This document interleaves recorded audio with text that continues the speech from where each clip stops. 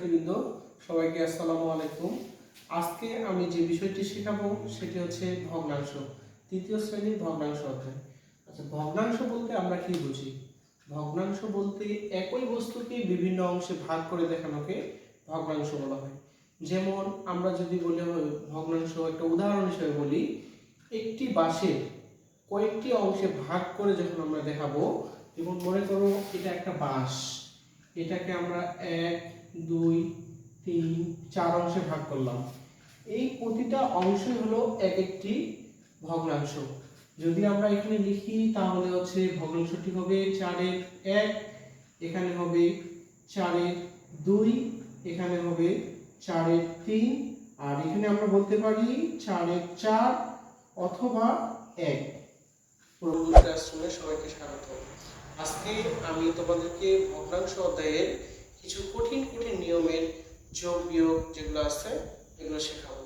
যেমন আমরা যখন যোগ বিয়োগ করি, ধরো এটা একটা ভগ্নাংশ, এর সাথে আমরা এটা যোগ করব, 4-এর 3 অথবা 4-এর 2 থাকতে পারে। এটা যোগ করি আমরা সাধারণত যদি হরগুলো একই থাকে তাহলে আমরা লসাগু 4-ই নামাই। আর এখানে 1 আছে 1 বসাই, যোগ এখানে 2 আছে 2 বসিয়ে দেই, সমান এখানে নিচে হর 4 আছে 4 হবে, আর এখানে 1 আর 2 যোগ করলে মোট 3 হবে। এটাই উত্তর হয় সাধারণত। কিন্তু হরগুলো যখন ভিন্ন হয়ে যায়, যেমন হচ্ছে এখানে 2-এর 1 যোগ হচ্ছে 3-এর 2, এটা যখন যোগ করব তখন আমরা কিভাবে করব? তখন আমাদেরকে এটা আর এটার লসাগু করতে হবে। লসাগু মানে হচ্ছে এই সংখ্যা দুটোকে লঘিষ্ঠ আকারে প্রকাশ করা। যেমন যদি যেটা লঘিষ্ঠ আকারে প্রকাশ করব ওইটা 2 দিয়েও ভাগ যাবে, 3 দিয়েও ভাগ যাবে। যেমন দেখো 2, 3, এটা আমরা ভাগ করব। যদি আমরা 2 কে ভাগ করি, এখানে 2 দিয়ে ভাগ দিই, 2 কে 2, আর এখানে 3 কে ভাগ দেওয়া যায় না, এর জন্য 3 থাকবে। আবার পরেরটা দেখো 2 দিয়ে দিয়ে দিলাম, এবার 3 দিয়ে দিই, এখানে 1 কে 3 দিয়ে ভাগ দেওয়া যায় না, 1 থাকবে, 3 দিয়ে 3 কে ভাগ দিলে 1 হয়। এখন লসাগু বের করার জন্য এই পাশে যে সংখ্যাগুলো আছে এইখান থেকে এই পর্যন্ত এগুলো গুণ করতে হয়। যেমন 2 গুণন 3 গুণন 1 গুণন 1 সমান সমান 1 কে 1, 3 কে 3, 3 গুণ 6, লসাগু হয়ে যাবে 6। তাহলে সমান সমান আমরা নিচের সংখ্যাটা পাইলাম 6, মধ্যে যোগ চিহ্ন আছে, যোগ চিহ্ন দিব। এই পাশে আমাকে একটা সংখ্যা বের করতে হবে, এই পাশে একটা সংখ্যা বের করতে হবে। এই পাশের সংখ্যাটা বের করার জন্য নিচের হর দ্বারা এই লসাগুকে ভাগ করতে হবে। তার মানে 2 দ্বারা 6 কে ভাগ করতে হবে। 2 দ্বারা 6 কে ভাগ করলে হয় 3 দুগুণে কত হয় 6। এই যে ভাগফলটা আসলো 3, এটার সাথে তোমাদেরকে উপরের যে লব আছে এটা গুণ করতে হবে। যেমন এখানে কত আছে 1 আছে, তাহলে 3 এর সাথে 1 গুণ করে দিতে হবে, সমান সমান কত হবে 3 হবে। তার মানে তোমার এখানে 3 হইল। এই পাশেটা ঠিক একই রকম করে বের করতে হবে, 3 এর সাথে 6 ভাগ করতে হবে। তাহলে 6 কে 3 দ্বারা ভাগ করো, তাহলে 3 দুয়ে কত হবে 6, এখানে আসবে 0, উপরে আছে লব 2, এই যে ভাগফলটা আছে এটার সাথে গুণ করে নিতে হবে, গুণন 2 সমান 2 2 4, তাহলে এখানে কত আসবে 4। এখন পরের লাইনটা আগের মতো দেখো, সমান সমান এখানে লসাগু 6 আছে 6, আর এখানে 3 আর 4 যোগ করলে 7, এটাই হবে উত্তর। আমরা লসাগু বাদ দিয়ে যেভাবে করতে পারি, শোনো, প্রথম নিয়ম করছিলাম যখন হরগুলো মিল থাকবে, মানে এখানেও 2 আছে এখানেও 2 আছে, তাহলে আমরা লসাগু সমান সমান 2 বসিয়ে দেই। কিন্তু এখন এখানে আলাদা আছে এখানেও আলাদা আছে, যখনই দুটোর আলাদা আলাদা থাকবে তখনই আমাদের মনে রাখতে হবে কে ছোট। দেখো এখানে 3 ছোট না 2 ছোট, এখানে অবশ্যই 2 ছোট। তাহলে 2 যদি ছোট হয় তাহলে তোমরা কি করবা, 2 এর নামতা পড়া শুরু করবা। যদি 2 এর নামতা পড়ে 3 মিলে যায় তাহলে 3 লসাগু হবে। তাহলে আমরা নামতা পড়ি 2 কে 2, 2 দুগুণা 4, তাহলে আমরা তো 3 পার হয়ে গেলাম, তাহলে 3 হচ্ছে না। যখনই মিলবে না তখন আমরা কি করব, এই 2 আর 3 গুণ করে দিব। তাহলে 3 আর 2 গুণ করলে কত হয় 6 হয়, তাহলে লসাগু তোমাদের 6 হবে। কষ্ট করে আবার ওই নিয়মটা করতে হবে না। এখন দেখো আগের নিয়মে, ঠিক আগের নিয়মে এই হর দ্বারা এই লসাগুকে ভাগ দিতে হবে, তাহলে তোমার এই পাশে সংখ্যাটা আসবে। তাহলে আমি 2 দিয়ে 6কে ভাগ করলে, তার মানে 2 ভাগ 6, তাহলে 3 দিয়ে কত হয় 6 আসবে, এখানে 0। আর 3 এর সাথে যেটা ভাগফল আসলো উপরের লবটা গুণ হয়ে যায়, সমান সমান 3 একে 3, তাহলে এখানে কত হবে 3। পরবর্তীটা ঠিক একই রকম, এই 3 দ্বারা 6কে ভাগ দিতে হবে। তার মানে আমরা যদি এইভাবে ভাগ করি, এখানে হবে 3 আর এখানে 6, তাহলে 3 দুই কত হয় 6। যেটা ভাগফল আসলো এটা উপরের সংখ্যার সাথে গিয়ে গুণ হবে। উপরের সংখ্যা কত আছে 2, এই 2 এর সাথে এই 2 গুণ করতে হবে, তাহলে 2 2 4, গুণ করার পর এখানে বসিয়ে দেব 4। এখন পরের লাইন লসাগু 6 আছে, 6 বসবে, আর এখানে 4 আর 3, 4 আর 3 যোগ করলে কত হয় 7, এটা উত্তর হয়ে যাবে। এটা আরেকটা পদ্ধতি আছে, দেখো যদি মিলে যায়, যেমন 2 আর এখানে থাকলো 1 যোগ এখানে 8 এর 3, এরকম একটা যোগ করতে বললো।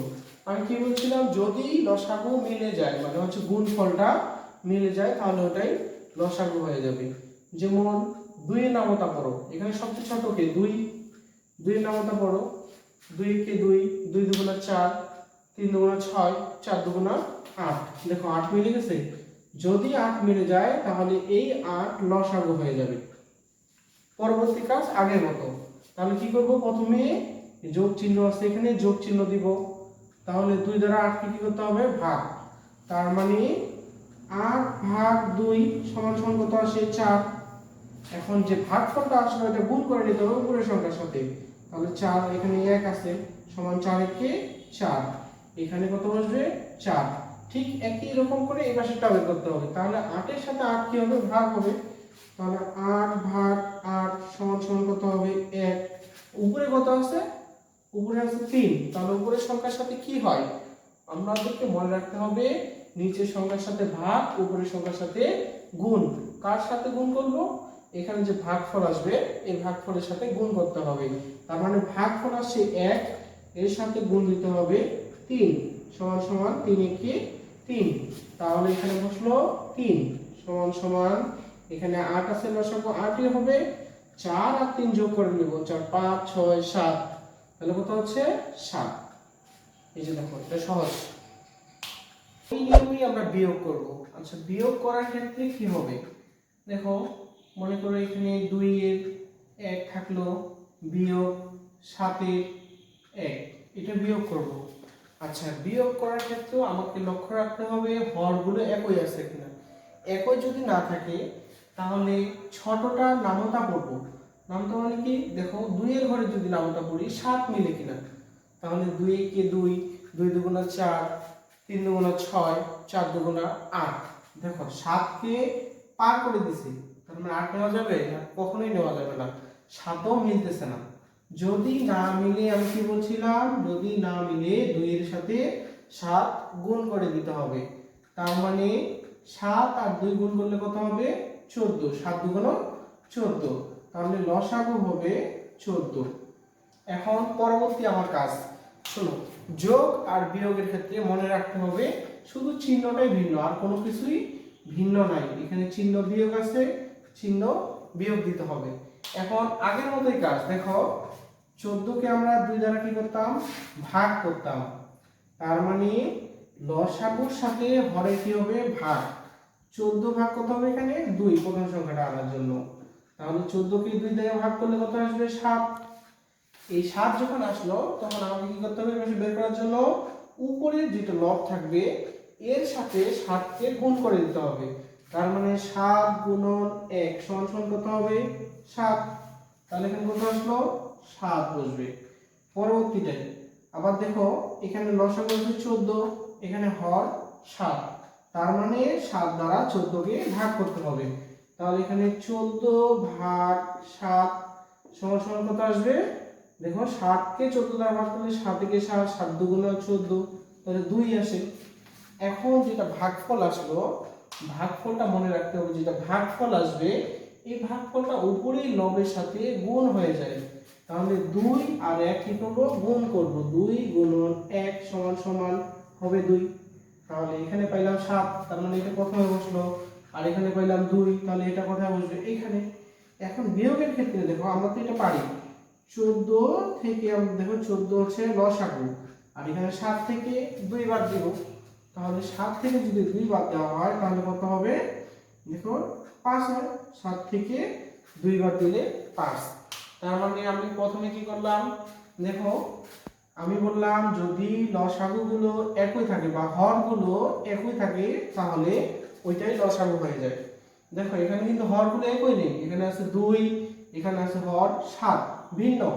তার মানে আমরা একটা প্রসেসে যেতে পারি যে হচ্ছে ছোটটা নামতা করব, বড়টা যদি মিলে যায় তাহলে সেটা লসাগু হবে। আর যখনই মিলবে না তখনই এইটা আর এটা নিচে নিচে গুণ করে দিতে হবে, তাহলে ওটাই লসাগু। দেখো 2 এর সাথে আমি 7 গুণ করছি, কত হচ্ছে 14। কারণ কি 2 আর 7 গুণ করলে 7 দুগুণ 14 হয়।